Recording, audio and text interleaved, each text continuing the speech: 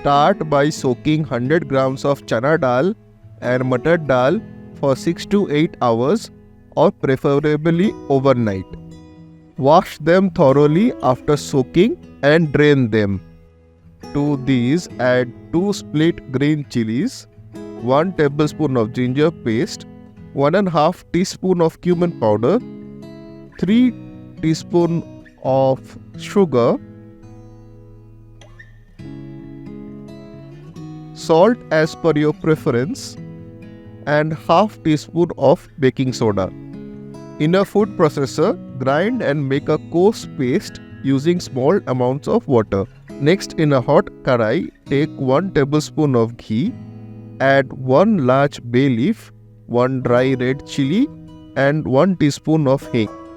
Fry these until the aroma arises and then add the coarsely ground lentil mixture.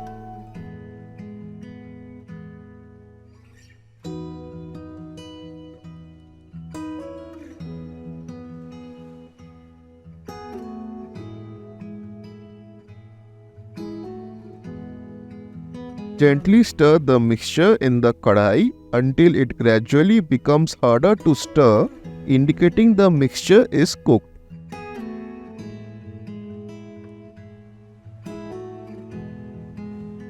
In a large plate, apply some refined oil and coat evenly.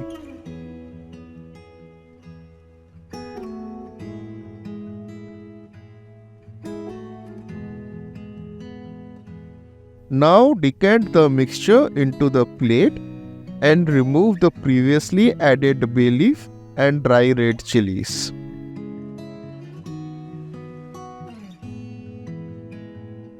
If you are comfortable, use your bare hands or any large spoon to spread it evenly on the plate. Allow it to cool to the room temperature.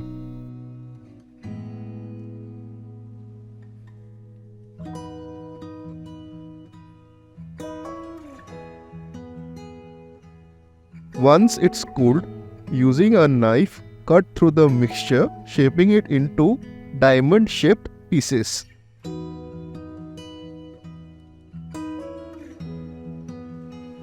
Next, to fry this, take enough refined oil to deep fry it in a kadhai. Quick tip here: to check if the oil is hot enough, add a bit of the mixture, and if it bubbles like this, it is ready.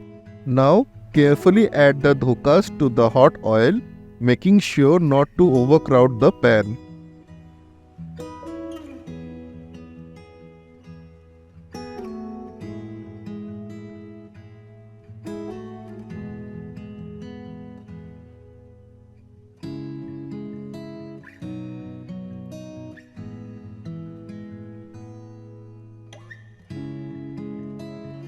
Wait until the dhokas take a darker hue and then turn them over.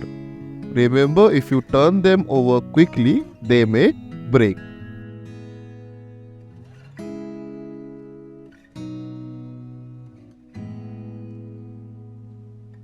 Once they are golden brown on all sides, it is done. Drain most of the oil in the pan and take them off.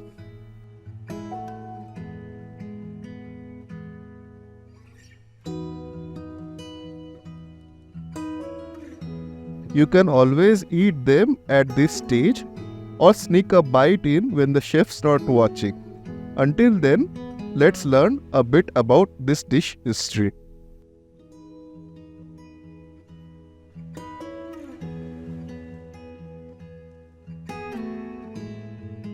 Historical context of Bengal's Renaissance, a period in Bengal's history characterized by cultural and intellectual awakening.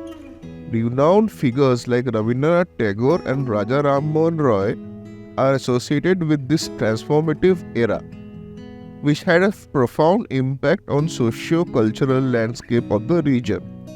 One significant aspect is the pivotal role played by these erudite individuals in advocating for women's rights in Bengal. The discourse on widow remarriages and their integration into society did not gain prominence until the late 19th century. widows were often perceived as burdens, and many were compelled to enter ashrams or religious institutions.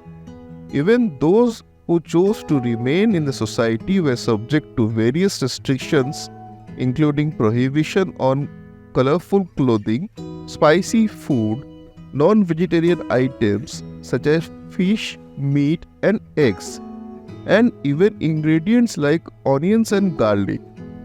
These restrictions were imposed under the guise of preserving a celibate lifestyle.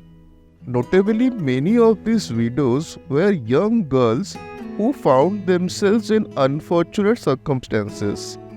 In the face of these constraints, they began experimenting with limited resources to create dishes that could mimic the texture and flavor of meat. The word dhoka'r also creates a sense of illusion or misdirection. One such creation born out of the kitchens of these widows is Dhokar Dalna. This dish consists of a diamond-shaped lentil cakes cooked in flavorful gravy with cumin and ginger. Originally, it was a satvik or purely vegetarian preparation, but over time, it has evolved into various renditions. For the curry, take 2 tablespoons of refined oil in a karai and add a large bay leaf and a red chili. Add 1 teaspoon of hing and 100 grams of diced potatoes. Remember, this step is completely optional. As I want a hearty filling gravy, I am using potatoes.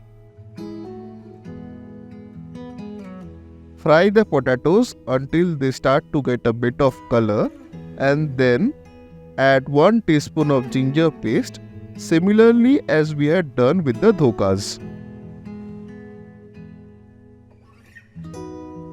Add 1 teaspoon of turmeric powder and half teaspoon of red chili powder and fry them until the raw smell of the spices disappears.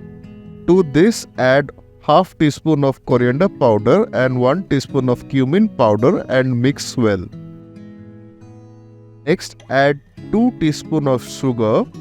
Dhokar Dalna traditionally has a sweet aftertaste, so if you want more sweet gravy, you can always add more. Add hot water with the remaining lentil mixture from the container you used for storing or grinding it. This thickens the gravy slightly and also helps cook the potatoes through. Add 2 green chilies and salt to taste. Cover and cook on low flame until the potatoes are done.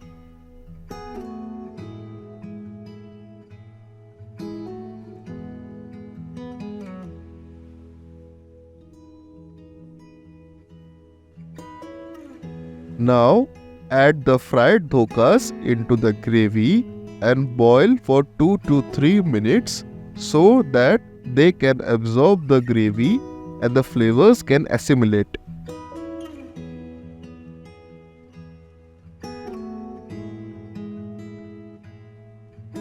Finally, add half teaspoon of freshly crushed garam masala and 1 tablespoon of ghee to the gravy just before switching off the heat.